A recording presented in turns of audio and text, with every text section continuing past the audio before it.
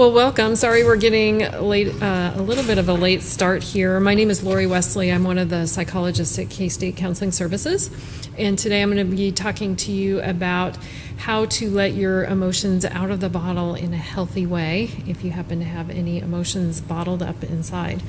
What I'm going to talk about is briefly just a little bit about emotions, maybe why they get bottled, get some of your ideas about that, and then why would you want to let them out? Some people feel like I've got them all tucked away, I'm good, I don't need to let them out. So some ideas about why you might want to let them out, and then ways that you can actually let them out and do that in a way that feels much more controlled rather than just letting them all fly out.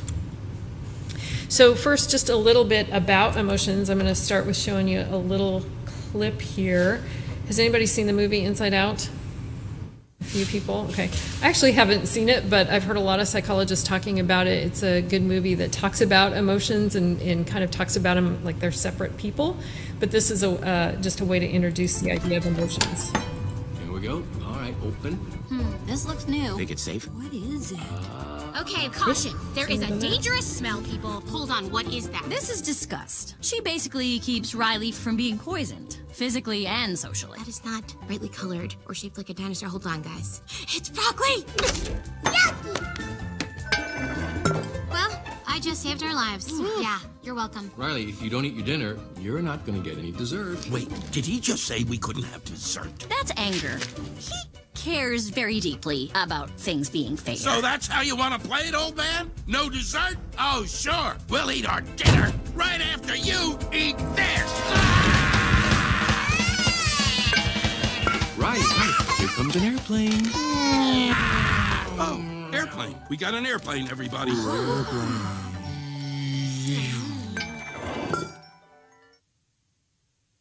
Okay, so that's just a way to think about emotions and what's going on the inside, different things.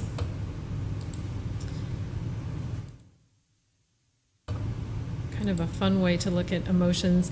And in that movie, they have basic emotions as every character. I don't think they have surprise or excitement in that movie, but this is a list of kind of what is thought in general of basic emotions. And our basic emotions have kind of an action tendency that links with them. There's certain things that we might want to do or feel an urge to do when we experience certain emotions. Like when we're really angry, we might want to assert or defend ourselves. Or in that clip, she was throwing her broccoli. She didn't want to have the broccoli. Sadness is a way that when we express that, it's usually kind of like seeking support from others, or maybe we want to withdraw because something feels very painful. Surprise and excitement, we want to attend to things or explore things. Disgust and shame, this goes with the broccoli too, right? We want to hide, expel, or avoid things that might be harmful for us. Fear, that's where we're tapping into that fight, flight, or freeze response. It may cause us to give up on a goal. And joy is really about contacting or engaging. So those are some of the basic emotions we have and the action potential that might be linked to those. Emotions, when they've done studies of emotions across cultures, the basic emotions really go across cultures, and the expression of them is very similar across cultures. In fact, it's mostly the same, except for a little cultural differences in facial expression, but pretty much across culture they're very similar for folks. So why do emotions get bottled? And I'm going to throw this out to you all. Why do you think that people might bottle emotions? Because there's a variety of reasons. Any ideas? To avoid things?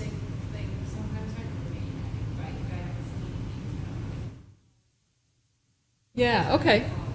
So you kind of bottle, so the example, I'm just going to repeat it in case, because we've got one person on Zoom, and in case people didn't hear that, is in a conflict situation, maybe just kind of bottle it up because you want to avoid the conflict. Yeah, so that might be one reason. Like, it might not be worth getting into that. It might be also maybe you've got a quiz to go to and you don't want to get into that, or in general maybe just wanting to avoid conflict. Yeah, so that's a great reason. What are other reasons that we might bottle things?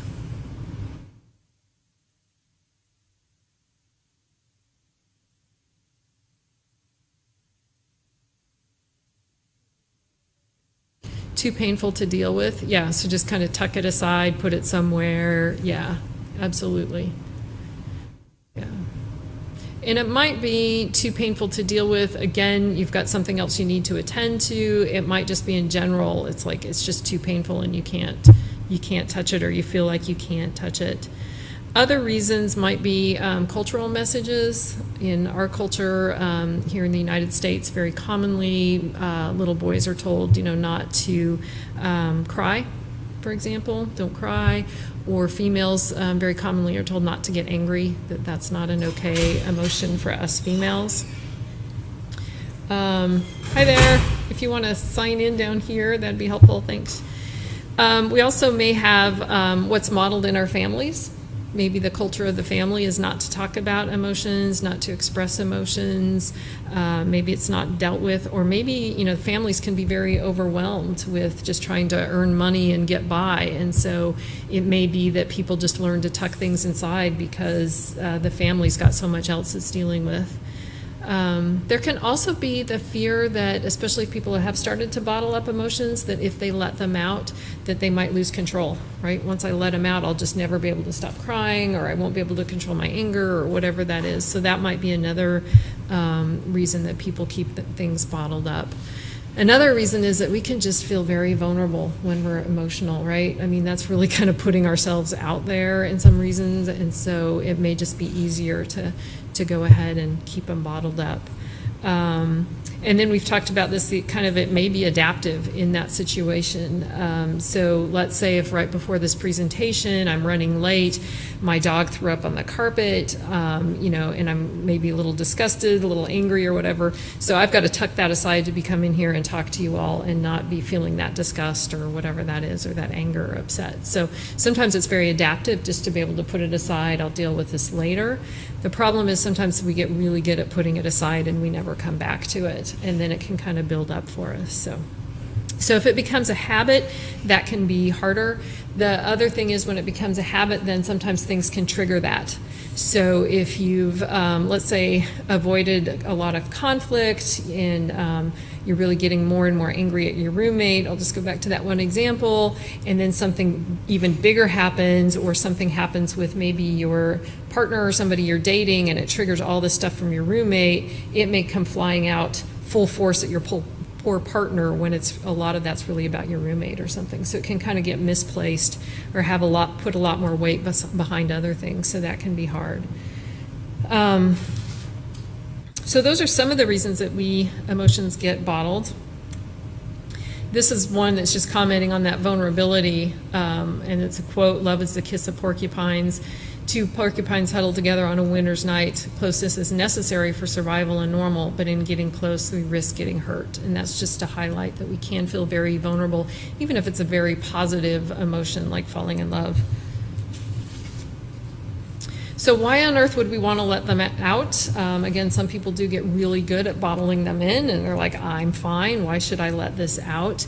We're going to go through several reasons for why you'd probably want to let them out.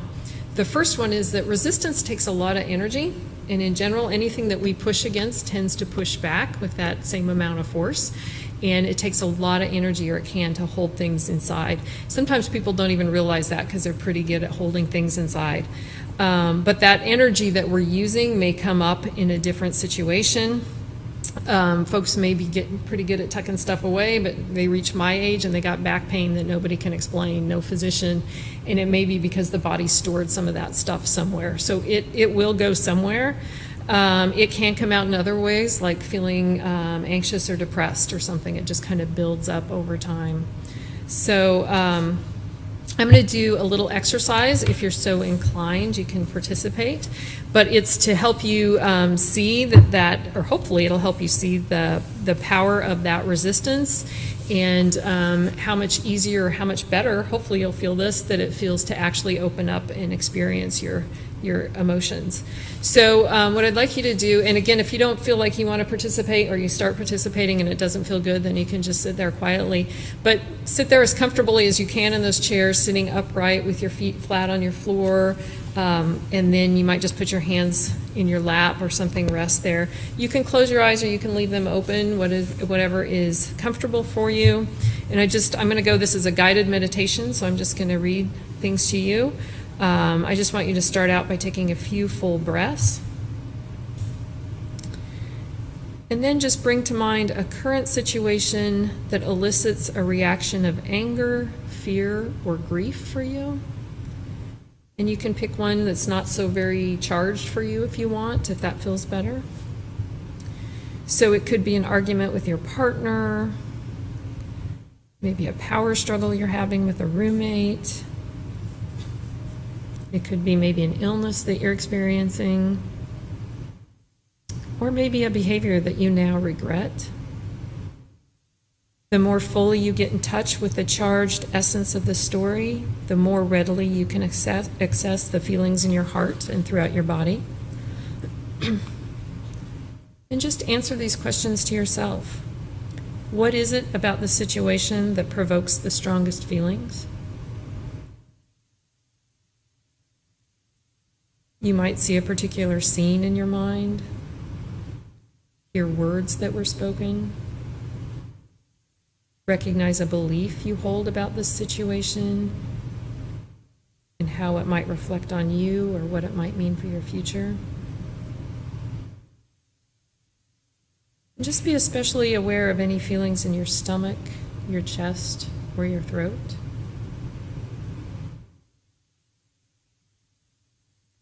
In order to see firsthand what happens to you when you resist experience, begin by experimenting with saying no. As you connect with the pain you feel in the situation you have chosen, mentally direct a stream of no at the feelings. No to the unpleasantness of the fear, anger, shame, or grief. Let the word carry the energy of no, rejecting, pushing away what you're experiencing. As you say no to yourself, notice what this resistance feels like in your body. Do you feel tightness, pressure? What happens to the painful feelings as you say no? What happens to your heart? Imagine what your life would be like if, for the next hours, weeks, and months, you continued to move through the world with the thoughts and feelings of no.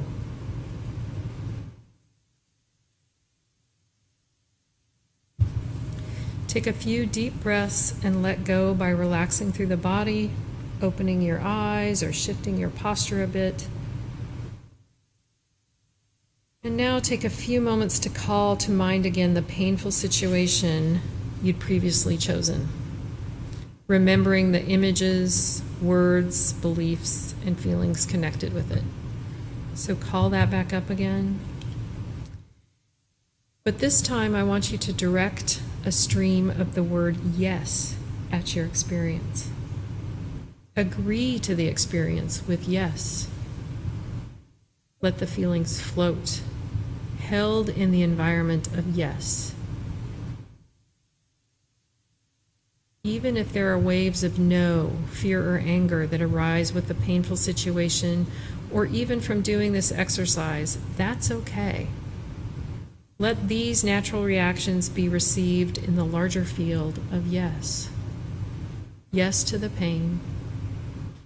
Yes to the parts of us that want the pain to go away. Yes to whatever thoughts or feelings arise. Notice your experience as you say yes. Is there softening, opening, and movement in your body? Is there more space and openness in your mind? What happens to the unpleasantness as you say yes? Does it get more intense? Does it become more diffuse? What happens to your heart as you say yes? What would your experience be in the hours, weeks, and months to come if you could bring the spirit of yes to the inevitable challenges and sorrows of life?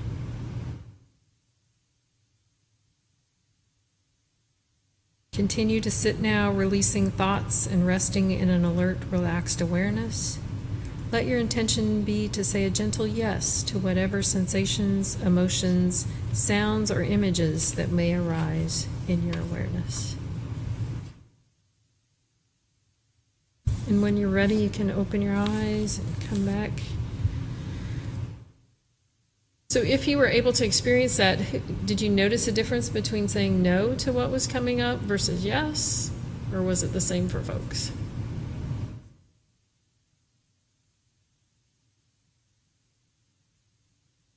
No differences? Perhaps you didn't do the exercise.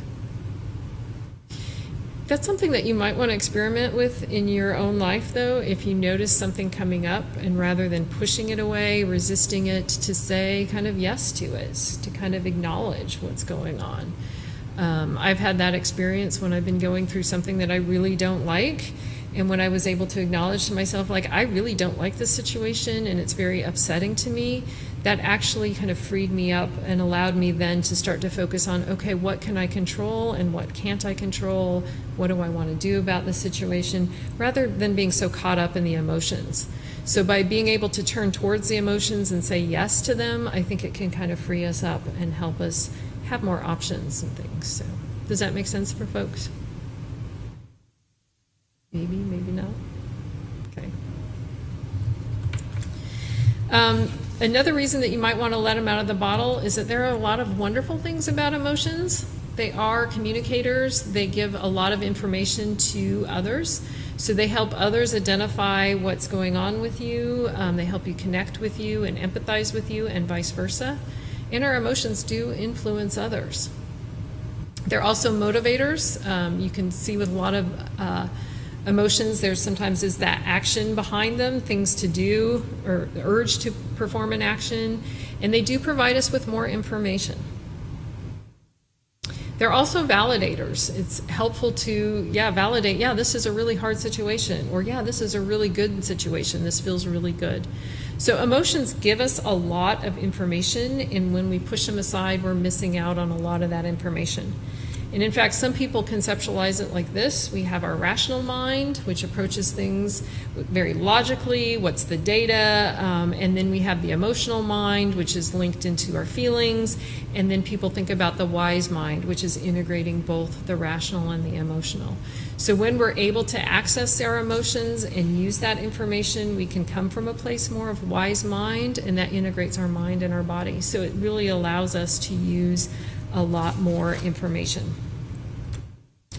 So if we've got emotions all bottled up, how do we let them out without having them explode? And that can be kind of scary for some people. And I think the key is kind of a two-stage process. One is learning how to let them out in a safe way, so learning ways that you can manage your emotions. Because once you know that you have some control over whatever comes up for you emotionally, and there's things that you can do to kind of manage it, if you do need to put it aside or calm it down or something, once you have that skill, it's pretty empowering, and then you know you can kind of sit with the emotions and let them out in a time and place that works for you. So it's kind of that combination of learning to manage them and then learning to kind of let them out and be able to sit with them, explore them, but put them away when you need to, kind of that managing them. And the more you learn to tune in to what you're feeling and thinking and learning how to do that, the easier it gets for you. So it's pretty much like anything in life. The more you practice something, the better you get at it. Ultimately, you get to the point where you're able to feel your emotions and use that information kind of in real time when it's actually happening rather than reflecting on a situation. Now, one of the things about emotions that's very important to realize is how our brains work. And information travels to the emotional brain about twice as fast as it does to the thinking part of our brain, which is very adaptive for us when we're crossing, let's say, Anderson, and there's a car barreling down on us. We don't want to stop and think, what's the quickest way to get out of the way of the car, right? We want to just react. So it's very adaptive for us to have that information come in very quickly to the emotional side of the brain, but it can also not help us because if that emotional brain gets so activated and the rest of our brain goes offline, we need to know how to calm down that emotional brain so we can bring the rest of our brain online. So it's helpful to kind of have that basic understanding of how the brain works and why that happens. And so you realize the importance of calming ourselves. Now, in psychology, we call emotional flooding when we get too activated emotionally and parts of our brain go offline, the rational part. And so it's very good for all of us to learn when we're getting emotionally flooded and when we're no longer able to kind of function in a rational way. And if you have certain things that you can predict that might trigger this, it's helpful to learn what those things are for yourself. And then again, what you want to do is learn to titrate your emotions so you can let them out a bit, manage them if they're getting too overwhelmed and you're headed for flooding, and then, and again, be able to let them out in kind of a manageable way. Now, there are very predictable things when we're flooded or very emotional. There's very predictable things that will calm our brains as human beings, and we see that people do these all the time. And those things are things like overeating, spending lots of money, having sex, self-injury, using substances. All those things work fantastically well at calming the brain in the moment. That's why people do them. They calm them in the moment, but then later on it creates more pain when your credit card bill shows up, or a lot of shame or different things. So it ultimately sets up a very negative cycle for folks. But the reason that people get caught into it is it works very, very well in the moment. So how I like to think about it is if your emotions get like this big and you're flooded, you can engage in those behaviors that cause you more pain down the road, or you can learn how to kind of chip away at those emotions until you can get to the point where you feel like, okay, I can go back to studying now, or I can go to bed and sleep now, or I can do something else now. So the magic, there isn't magic here to make them go away. It's about chipping away at them until you get to the point where you feel like, okay, I'm all right. So let's talk about some of the ways to manage emotions. So certainly people use meditation, mindfulness meditation. They use yoga, Tai Chi, prayer, different things like that. You can look at a lot of practices that have been around for many, many years. And the reason they've been around for so long is they work. They're very helpful for people. They're not necessarily something that in the moment, if you've never practiced mindfulness or something that in the moment that might be helpful for you. They are called practices for a reason. There's things that you want to do on a weekly basis, if not 2-3 times a week, or more days than not or something. Have a practice like that. There's research coming out now that even 5-10 minutes of mindfulness meditation every day can really change our brains and be helpful for us. And I think it helps us too when we need to manage our mood. We can kind of slow down for those kind of things, or slow down when we're in the moment. So thinking about maybe some practices that you might want to develop in your life, I kind of view them as like a daily vitamin you might take, or again, take a couple times a week or something. Those can be very helpful for you. But you do have to practice those. Another way to manage your emotions, yes? How meditation helps? It can help in a lot of ways. One, it helps to calm our whole body, but it also, mindfulness in particular, helps us learn to observe what's coming up for us. So when we're meditating, I guess it depends on the kind of meditation you practice, but if you're meditating and focusing, let's say, on your breath or on a mantra, and then you're starting to notice, wow, I feel really uncomfortable, but then you focus back on the breath. So you can hold the fact that I'm sitting here feeling very uncomfortable and I'm focusing on my breath. So you're learning to direct your attention. So it can be like, wow, I'm having a conversation with my roommate and I'm feeling really angry. So all of a sudden you can start to notice I'm feeling angry and be engaging with your roommate, maybe, for example. So it can help you kind of create more space to hold all of that and notice, rather than reacting, I'm feeling angry and I'm gonna call my roommate a name, if that makes sense. Or I'm feeling this anger coming up and I'm talking to my roommate, maybe I need to go calm down. I'll end this conversation and go calm down. So I think it helps you observe kind of what's coming up for you, and maybe gives you the opportunity to step back rather than reacting. I think that's one way. It also does just create a lot of different changes in the brain, which people are finding to be very helpful for anxiety and different things.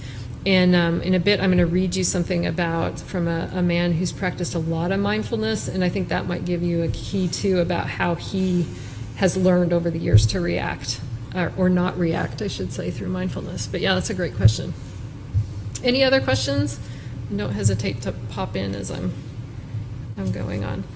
Another way that can really help us manage our emotions, if you think about getting really activated emotionally, and the rest of our brain or our logical brain has gone offline, if you can engage the rational brain, that's really helpful. And one phrase that one psychologist used is name them to tame them, meaning if you can start to name your emotions, that's starting to get the rest of your brain online, and that's really helpful. Ideally, that happens when we're young and our caregivers can start naming, wow, you're really angry right now, or you're really, and that can help calm children down. They're getting that recognition and getting that named. But we can start to do that for ourselves once we start to name our emotions. Again, you might not be able to do that right in the moment, but afterwards, and the more you practice that, the better able you might be able to get to do that in the moment. And that can also help calm your brain down. Another way that we can change our emotions is by changing our body language, which I think is really intriguing. So this is a comic strip named Peanuts that's quite old now, I think. But Charlie Brown, here's the main character in here, and he's got his head down, and he said, "This is my depressed stance. When you're depressed, it makes a lot of difference how you stand. The worst thing you can do is straighten up and hold your head high because you'll start to feel better. If you're going to get any joy out of being depressed, you've got to stand like this," and he's got his head all slumped over. Okay, so depression, fear, sadness, all those things, what do? We want to close in on ourselves. We want to, hunker down kind of thing. And if you start to open up your body, you can change that. Amy Cuddy out of Harvard has done research on this, and in fact, she talks about power poses. Have y'all heard of power poses? If you change your body and do a power pose, you can actually lower your cortisol, which decreases the anxiety and the stress response. So for you all sitting there, if you just want to kind of spread out, you can put your arms up on the back of the chair or even on the table, spread out. You can cross your legs maybe or something. I just think of power poses as you take up more space. If you're standing, you put your hands on your hips, your feet straight ahead, head up, shoulders back. And Amy Cuddy's research is 2 minutes of standing like this, for example, will lower your cortisol. So if, let's say you've got speech class, you're nervous about doing a speech, you come up to the podium, you start standing like this for a bit, this will help actually calm you. Or in class before a test, you start to spread out, put your arms out like this, or just take up more space. And it might be kind of subtle, or you might notice if you're pretty anxious and you start to do that, you might notice a difference in that. But changing your body can actually change your physiology and change your emotional response. So that's something you can play with. Again, if you're feeling sad or anxious or whatever, and you start to open up, even though you don't feel like it, that can help change your reaction. Another thing you can do is change your facial expression, and that can change your physiology and change your emotional reaction. So I'm going to show you a brief clip of a man who's done a lot of research with facial expressions. This is Paul Ekman. He's a psychologist. And hopefully this is loud enough for y'all. Let's see. Yeah, okay. Show that if you put on your face one of the universal expressions, you will turn on the physiology of emotion. You will begin to experience that emotion. So the face is not simply a display system that tells you what's happening inside me. I can self-generate any emotion by making the movements on my face.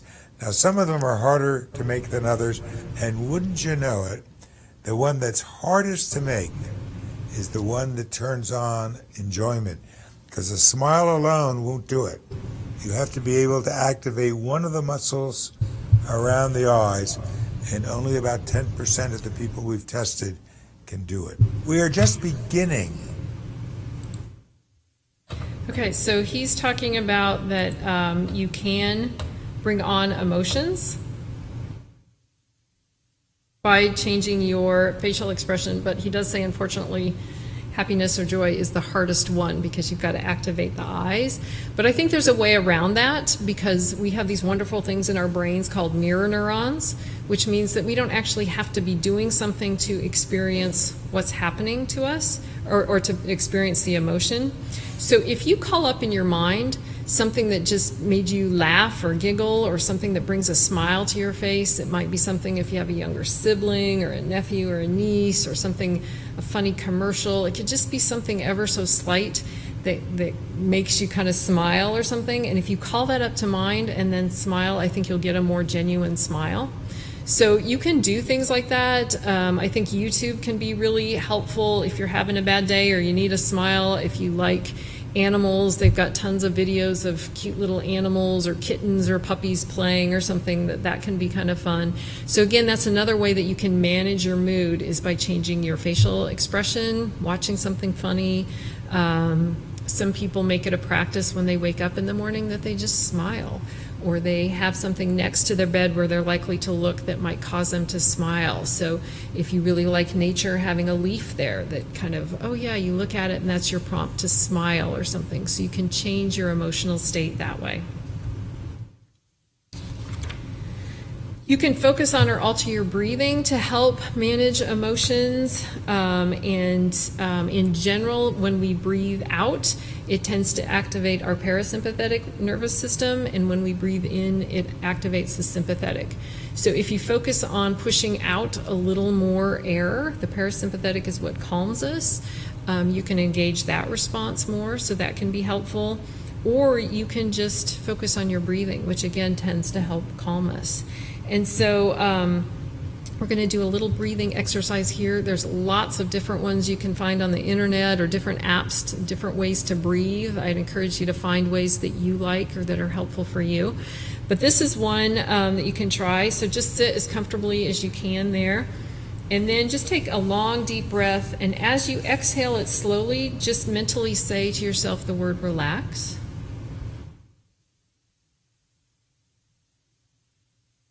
And then I want you to continue focus on your breathing, and you can close your eyes or leave them open. And I want you, every time you just breathe in, and when you exhale, say to yourself numbers. And I want you to count down from 10. So just the first time you exhale, say the number 10, and then 9, and then go all the way to 1.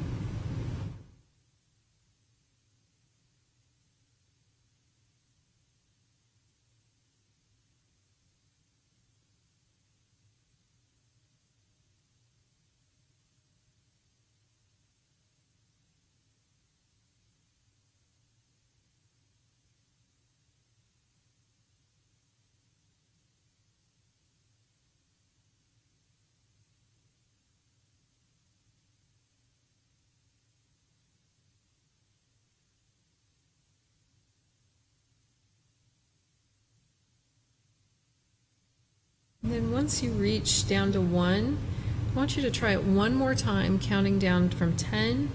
But as you go, I want you to notice any tension you might have in your body, particularly in your neck or shoulders or stomach. And just focus on or imagine those loosening every time you count down. So just one more time.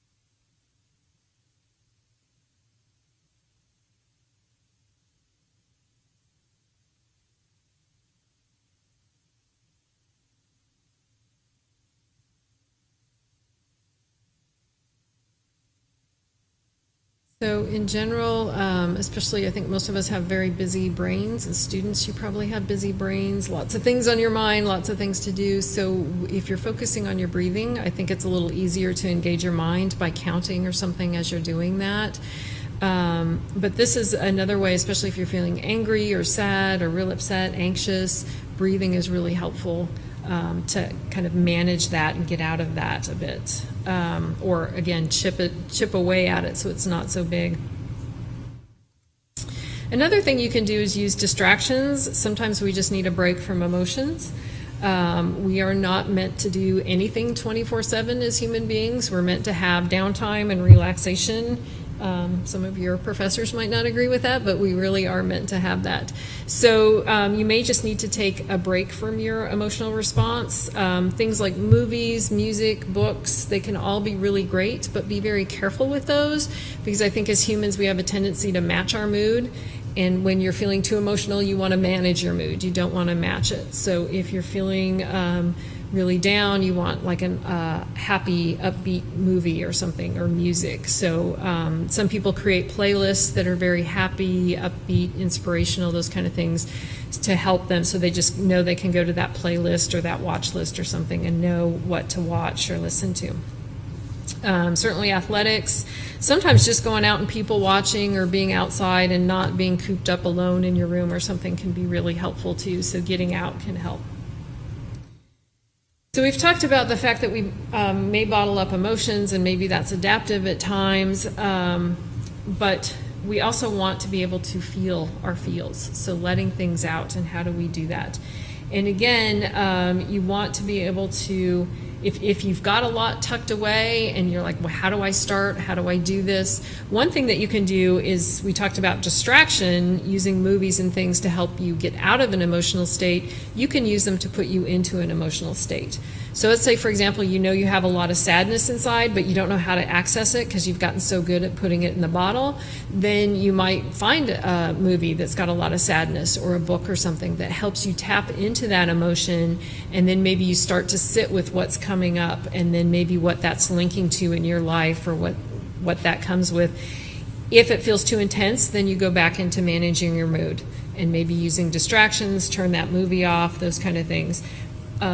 But what you want to do is that practicing saying yes to those emotions, but again, titrate it so you're not getting flooded. So you just want to dip into it, and then you may need to pull yourself out of it.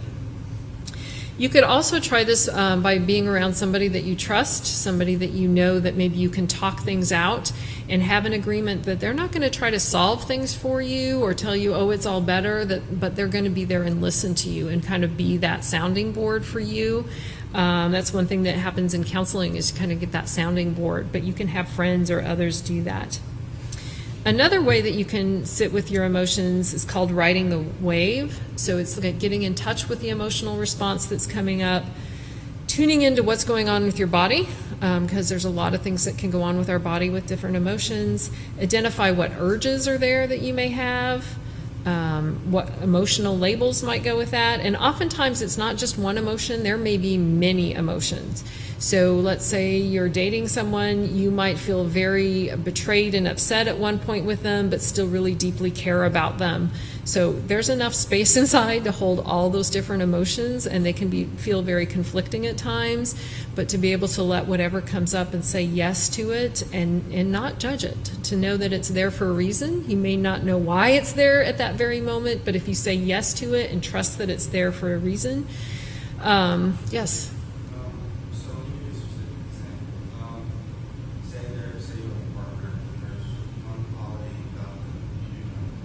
Uh-huh. Obviously, no life without those walls. Right. You know, that's not something. It's not something you can just tell them to stop or have to be minimized. But even minimizing them is still a problem. Mm-hmm.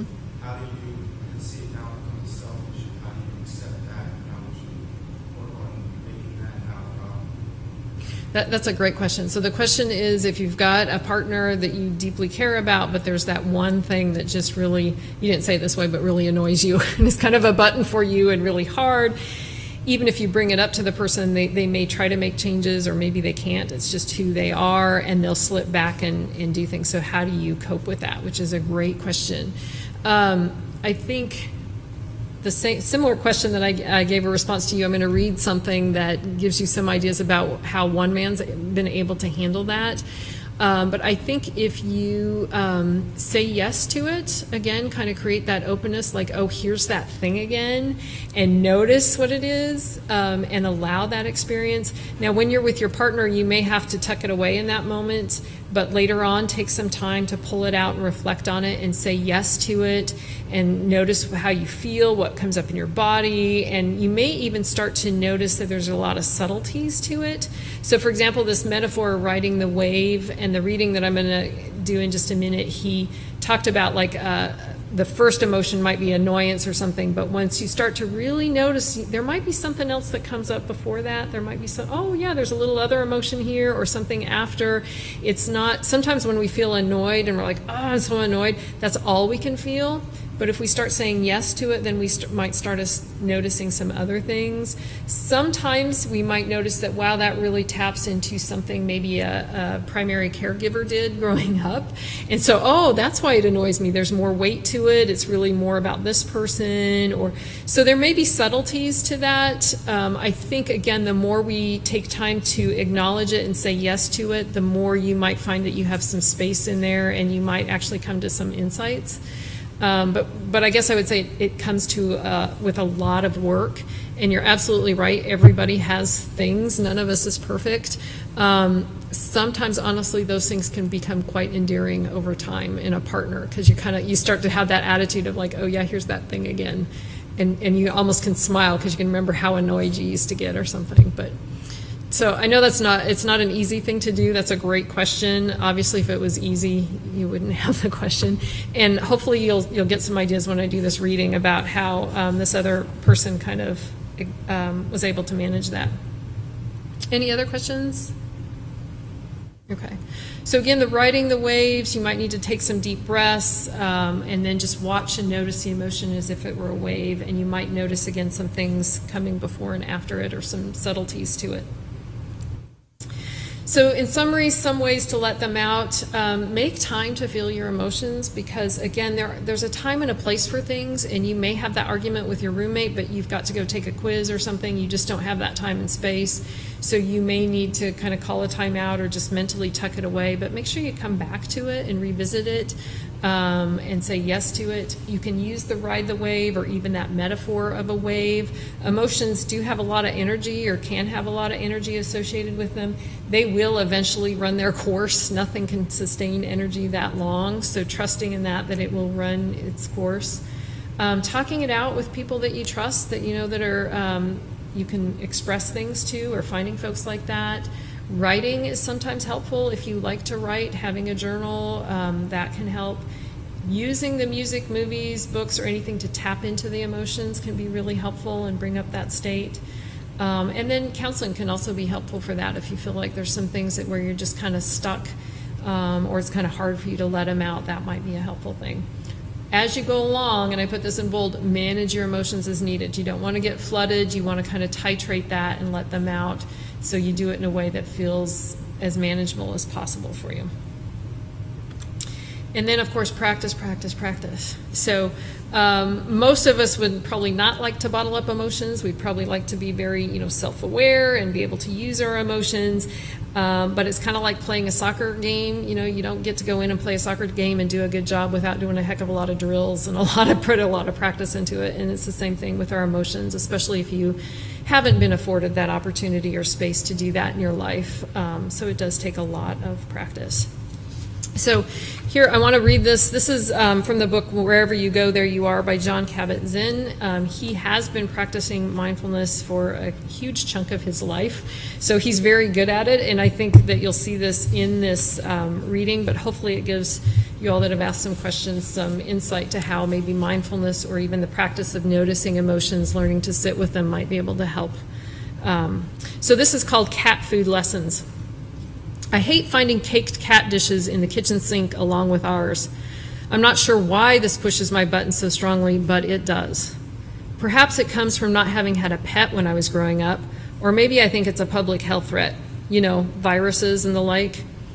When I choose to clean the cat's bowls, I first clean the whole sink of our dishes, and then I wash theirs.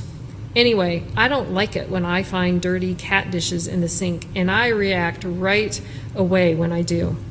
First, I get angry. Then the anger gets more personal. And I find myself directing it at whoever I think is the culprit, which is usually my wife, Mila. I feel hurt because she doesn't respect my feelings. I tell her on countless occasions that I don't like it and that it disgusts me. I've asked her as politely as I know how not to do it, but she often does it anyway. She feels I'm being silly and compulsive, and when she's pressed for time, she just leaves the caked cat dishes soaking in the sink. My discovery of cat food in the sink can quickly escalate to a heated dispute, mostly because I'm feeling angry and hurt, and above all justified in my anger and my hurt because I know I am right.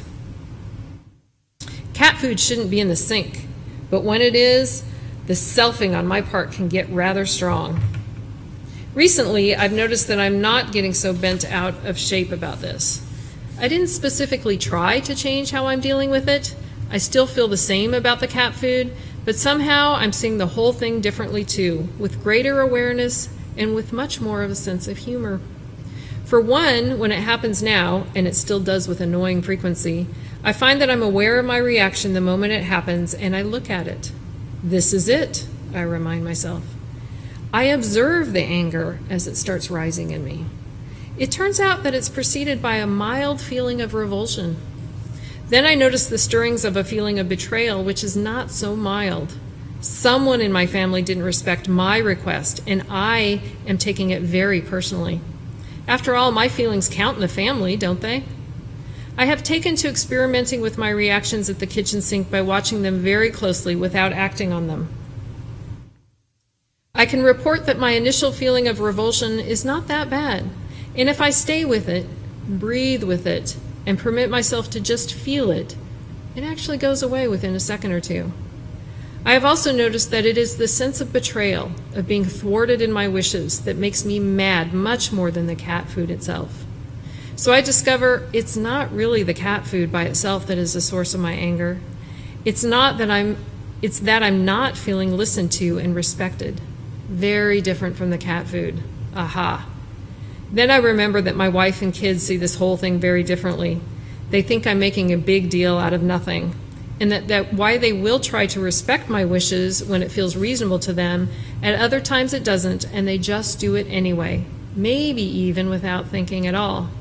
So I've stopped taking it personally. When I really don't want cat food in the sink, I roll up my sleeves and I clean the dishes in that moment. Otherwise, I just leave them there and go away. We no longer have fights about it. In fact, I find myself smiling now when I do come across the offending objects in the sink. After all, they have taught me a lot. So his recommendation is try watching your reactions in situations that annoy you or make you angry. Notice how even speaking of something making you angry surrenders your power to others. Such occasions are good opportunities to experiment with mindfulness as a pot into which you can put all your feelings and just be with them. Let them slow cook. Remind yourself that you don't have to do anything right away, and that they will become more cooked, more easily digested and understood simply by holding them in the pot of mindfulness. So that's kind of his suggestions. I don't know if that kind of gives you some ideas for the questions you had about mindfulness and about what to do with a partner kind of thing. So now I've lost my screen. You all still have the visual. So when you do need assistance with it, though, because we all need a little help at times, and if you've gotten pretty good at tucking away emotions or you need some more skills and things, I brought some handouts for these things, but you can also find them on our webpage, which I put the link here, but this is being recorded. This will be on our webpage, so you'll be able to find it under Cat Chats. If you go to the K-State main page with a / counseling, find Cat Chats, you'll find this. But we have a skills training program that's going on. Biofeedback is a great way to learn to control your arousal level, which can be really great for anxiety and things. And then also future and past Cat Chats might be helpful for you. So I've got brochures over there if that would be helpful. Or not brochures, but flyers. Also, if you're interested in counseling, for those of you on Manhattan campus, K-State Counseling Services, we're just right next door in the English/Counseling Services building. Salina has some resources, faculty and staff. We have the Employee Assistance Program. And if you want to go through your own insurance, there's other options in the community for counseling. So, any final questions or comments or anything? All right. Well, I appreciate your attention. I appreciate you coming today.